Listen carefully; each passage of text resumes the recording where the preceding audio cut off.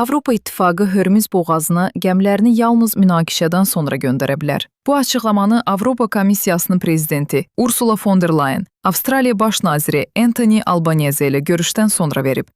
Avropa ölkələrinin Hörmüz boğazında dəniz nəqliyyatının təhlükəsizliyini təmin etməkdəki roluna dair sualı cavablandıran von der Leyen, gələcəkdə belə bir imkanın istisna edilmədiyini bildirib. O qeyd edib ki, Avropa İttifaqının liderləri yalnız döyüş əməliyyatları bitdikdən sonra hər hansı bir əməliyyat və ya missiya həyata keçirməyi nəzərdən keçirə bilərlər. Von der Leyen enerji təminatı məsələsinin artıq qlobal müttəfiqlər üçün kritik olduğunu etiraf edib. Bütün dünyada bunu qaz və neft qiymətlərinin artımı şəklində hiss edirik. Lakin ən vacibi məsələlərin danışıqlar yolu ilə həllinə nail olmaqdır. O əlavə edib.